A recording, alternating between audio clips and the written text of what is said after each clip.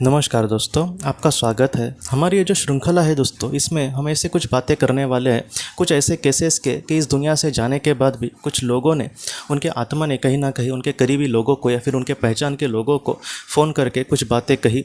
आज की ये जो केस है दोस्तों, बहुत ही अजीब व गरीब है। ये एक महिला ने, जो दो लेखक हैं जिन्होंने इस पर रिसर्च किया था, उनका नाम है डी स्कॉट और दूसरे जो है उनका नाम है रेमंड बेलेस। तो उनके साथ उन्होंने कुछ रिसर्च करने की कोशिश करी थी। तो एक महिला ने उन दोनों को दोस्तों कुछ इस तरीके से अपनी कहानी कही थी कि उसकी बचपन की एक दोस्त थी और वो अपने फ्रेंड के घर पे, अपने सहेली के घर पे हमेशा खेलने के लिए जाती थी और इसके सहेली की जो माँ है वो भी इसको बहुत अच्छे से पहचानती थी।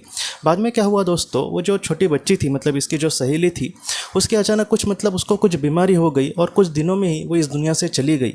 और इसकी जो माँ थी उस सहेली की, वो बहुत ज़्यादा दुख में डूब गई थी। उसके जाने के कुछ दिनों के बाद क्या हुआ दोस्तों कि ये जो लड़की थी जिसने ये कहानी कही है, वो अपने माँ के साथ एक बार उनके घर पे गई थी। वो कहती है कि मैं उस वक्त ज़्यादा उसकी उम्र नहीं थी, 10-12 साल ही थी, और वो उसके माँ के साथ उनके घर पे गई थी, सहेली के, अपने माँ के। वो बहुत ज़्यादा दुखी थे, तो ऐसे ही उसके मिलने के लिए उसकी माँ गई थी।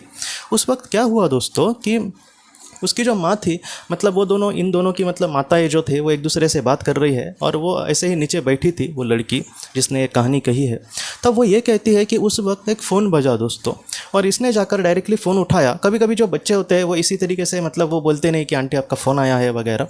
तो इसने उस फ़ोन को उठाया और उस फ़ोन पर एक टेलीफोन ऑपरेटर बात कर रहा था और वो ये कह रहा था कि वो उस महिला का उन्होंने कुछ नाम लिया है और वो उस महिला को तुम बुलाओ, कोई एक लड़की है वो उनसे बात करना चाहती है।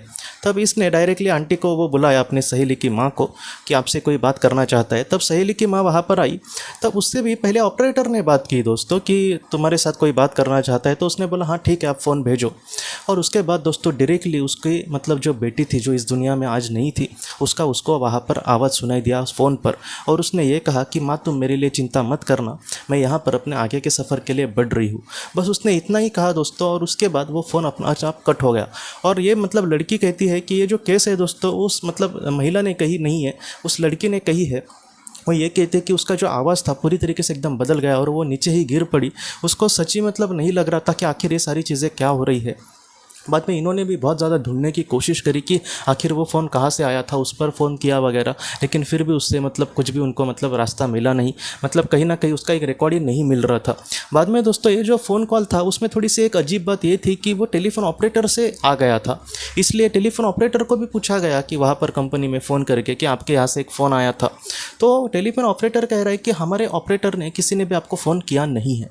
आप सोचिए दोस्तों, ये जो लेखक है दोनों, डी स्कॉट और रेमंड बेलेस, वो हमसे यही कहते हैं कि आप सोचिए कि सिर्फ उस बेटी ने फ़ोन नहीं किया, बल्कि उसके ऊर्जा ने कहीं ना कहीं टेलीफोन जो ऑपरेटर है उसकी भी आवाज़ से कहीं ना कहीं बात की होगी। तो इस तरीके से ये एकदम अजीबोगरीब ऐसी केस है, लेकिन ये पूरी तरीके से सच्ची केस है। और वो जो लड़की है, बाद में वो जिसने ये केस कही है, जब वो छोटी थी, बाद में बड़ी होने के बाद वो लेखक जो है वो ये कहते हैं कि वो एक प्रसिद्ध अभिनेत्री वहाँ पर बन गई थी। और वो हालात ऐसे थे कि ऐसी बातें वो कुछ कहे तो लोग उस पर क्या बोले, इसलिए उन्होंने डायरेक्टली उसका नाम ओपन नहीं किया उसके किताब में। लेकिन फिर भी दोस्तों ये जो केस है पूरी तरीके से सच्ची है। ये जो कहानी है कहीं ना कहीं हमें यही सिखाती है कि इस दुनिया के परे पे एक दुनिया है।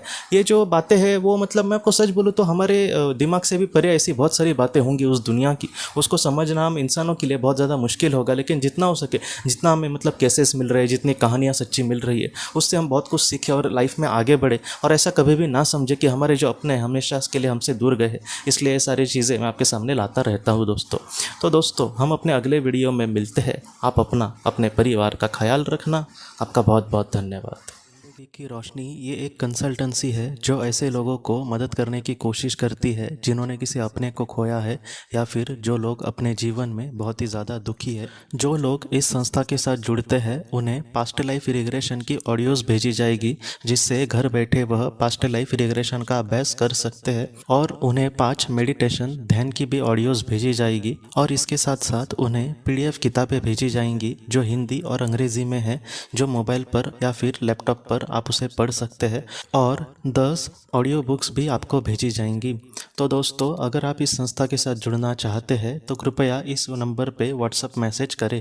आपका बहुत बहुत धन्यवाद।